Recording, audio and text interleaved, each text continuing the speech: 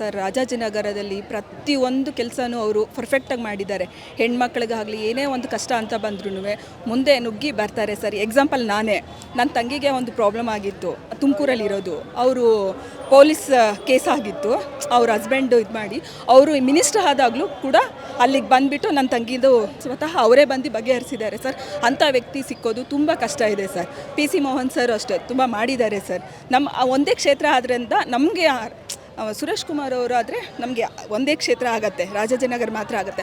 ಅವ್ರು ಎಲ್ಲ ಕಡೆನೂ ಮಾಡೋದ್ರಿಂದ ಸ್ವಲ್ಪ ಅವರು ನಮಗೆ ಹತ್ರ ಬರೋದು ಕಷ್ಟ ಆಗುತ್ತೆ. PC ಮೋಹನ್ ಅಷ್ಟು ಬಿಟ್ಟರೆ ಅವರು ಪ್ರತಿಯೊಂದು ಇದಕ್ಕೂ ಹೋಗಬೇಕು ಸರ್.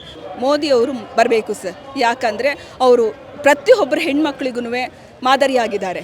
ಮತ್ತು ಏನೇ ಆಗಲಿ ಧೈರ್ಯವಾಗಿ ನಾವು ಮುಂದೆ ನುಗ್ಗಬೇಕಂದ್ರೆ ಅವ್ರಿಗೆ ನಮಗೆ ಮಾದರಿ ಆಗಿದ್ದಾರೆ. ಮತ್ತು ಒಂದು ಮೆಡಿಷನ್ ಆಗಲಿ ಮತ್ತು ಗ್ಯಾಸ್ದಾಗಲಿ ಹೆಣ್ಮಕ್ಳಿಗೆ ತುಂಬ ಕಷ್ಟಪಡ್ತಿದ್ರು ಹೆಣ್ಮಕ್ಳು, ಒಲೆ ಹಚ್ಕೊಂಡು ಹಳ್ಳಿಲಿನೂ. ಮತ್ತು ನೀರಿನ ಪ್ರಾಬ್ಲಮ್ ಇತ್ತು, ಮನೆಗೂ ನೀರಿನ ಸಪ್ಲೈ ಮಾಡಿದ್ದಾರೆ. ಮತ್ತು ಮೆಡಿಷನ್ನು ಎಷ್ಟೋ ಜನಕ್ಕೆ BP ಶುಗರ್, ತುಂಬ ಜನಕ್ಕೆ BP ಶುಗರ್ ಇದೆ. 5,000 ಇರೋದನ್ನ 1,500 ರೂಪಾಯಲ್ಲಿ ಮುಗಿಸ್ಕೊಡ್ತಾ ಇದ್ದಾರೆ ಸರ್ ಮೋದಿಯವರು. ಅದಕ್ಕೆ ನಾವು ತುಂಬ ಬೆಲೆ ಕೊಡಬೇಕು ಸರ್. ಅದಕ್ಕೋಸ್ಕರ ಮೋದಿಯವ್ರು ಬರಬೇಕಂತ ನಾವು ಅಪೇಕ್ಷೆ ಪಡ್ತೀವಿ. ಆದರೂ ಮಹಿಳೆಯರು ಮನೆಗೂ ಪ್ರತಿಯೊಬ್ಬರಿಗೂ ಮಾತಾಡಿಸಿ ಪ್ರತಿಯೊಂದು ವಿಷಯದಲ್ಲೂ ತಿಳುವಳಿಕೆ ಹೇಳಿ, ಮತ್ತು ಕಾಂಗ್ರೆಸ್ ಸರ್ಕಾರ ಯಾವ ರೀತಿ ನಮಗೆ ಇದು ಮಾಡಿದೆ, ಅನುಕೂಲ ಮಾಡಿಕೊಟ್ಟಿದೆ, ಅದರಿಂದ ನಮಗೆ ಬ್ಯಾಡ್ ಎಷ್ಟಾಗಿದೆ ಅದನ್ನು ನಾವು ತಿಳಿಸಿ ಹೇಳ್ತಿದ್ದೀವಿ ಸರ್. 2,000 ಕೊಡ್ತಾರೆ, 2,000 ಕೊಟ್ಟರೆ ಕೆಲಸಕ್ಕೆ ಹೋಗಲ್ಲ ಗಂಡಸರು, ಅದರಿಂದ ಎಷ್ಟು ತೊಂದರೆ ಆಗ್ತಿದೆ ಮನೆಗೂ. ಮತ್ತು ಅಕ್ಕಿ ಕೊಡ್ತೀನಿ ಅಂತ ಹೇಳಿದರು, ಮೋದಿಯವರು ಫಸ್ಟ್ ಅಕ್ಕಿ ಕೊಟ್ಟಿದ್ದು ಸರ್, 5 kg ಅಕ್ಕಿ ಅಂತ ಮೋದಿಯವರು ಫ್ರೀಯಾಗಿ ಮಾಡಿದ್ದು. ಇವರು ಅದನ್ನು ಸೇರಿಸ್ಕೊಂಡ್ಬಿಟ್ಟು ನಾವು ಮಾಡ್ತಾಯಿದ್ದೀವಿ ಅಂತ ಹೇಳ್ತಾ ಇದ್ದಾರೆ ಸರ್.